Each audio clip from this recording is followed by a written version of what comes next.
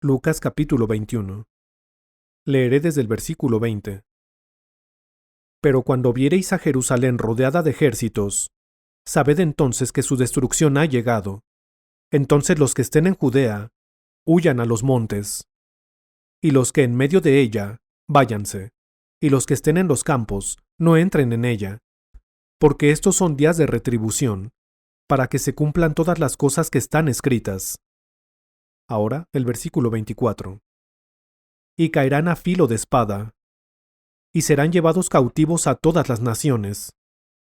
Y Jerusalén será hollada por los gentiles, hasta que los tiempos de los gentiles se cumplan. Estas palabras fueron dichas por Jesús. Aquí, Jesús estaba profetizando acerca de la caída de Israel que sucedería en el futuro. Profetizó que cuando Jerusalén fuera sitiada por segunda vez, sería destruida. Esto sucedería porque los israelitas rechazaron a Jesús y rechazaron a Dios. Dios había dicho que, si se rebelaban contra él, comerían la carne de sus hijos y de sus hijas. Serían esparcidos por todo el mundo. Su tierra sería asolada, y desenvainaría espada en pos de ellos. Y sucedió tal y como dijo. Aquí, Jesús profetizó una vez más sobre este asunto que sucedería unos 40 años después de su tiempo. Cuando profetizó de esta manera, aquí dice: Pero cuando viereis a Jerusalén rodeada de ejércitos, sabed entonces que su destrucción ha llegado. Y entonces, ¿qué pasará con Jerusalén?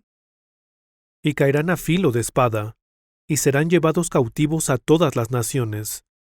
Y Jerusalén será hollada por los gentiles, hasta que los tiempos de los gentiles se cumplan. Luego aquí, ¿qué significa cuando dice, hasta que los tiempos de los gentiles se cumplan? Se refiere a los 7 años de tribulación. Entonces, ¿cuándo comenzaron los tiempos de los gentiles? Fue cerca del año 600 a.C. En ese tiempo, Jerusalén fue destruida por primera vez. Más tarde, ocurrió la segunda destrucción de Jerusalén, y en el futuro será destruida por tercera vez. Así, los tiempos de los gentiles comenzaron desde que Jerusalén fue destruida por primera vez. Entonces, ¿cuándo terminarán los tiempos de los gentiles? Ocurrirá aquí. ¿Cómo llegará a su fin? Cuando llegue la segunda venida de Jesús. Jesús se levantó de entre los muertos y ascendió al cielo, y cuando venga de nuevo, los tiempos de los gentiles llegarán a su fin, a partir de ese momento, y por 1000 años. Jesús reinará sobre todo el mundo desde Jerusalén, y de nuevo será el tiempo de Israel. En este punto, los tiempos de los gentiles llegarán a su fin.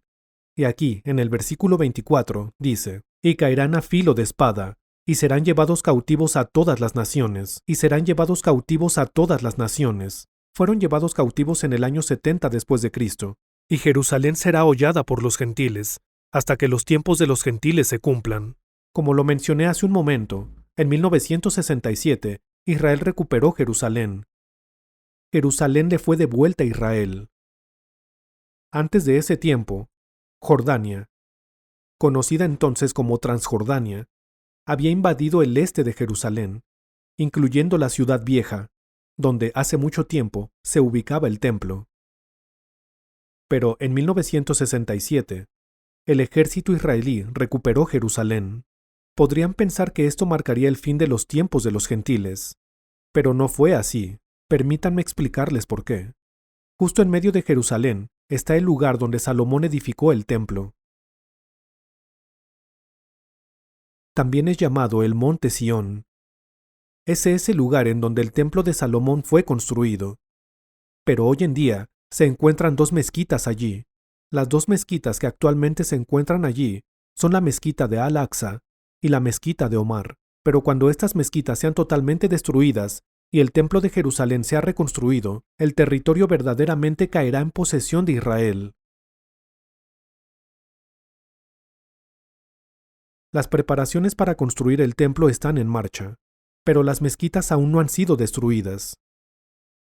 El hecho de que en 1967 Israel recuperara Jerusalén en su totalidad nos da un indicio de que el final de los tiempos de los gentiles está cerca.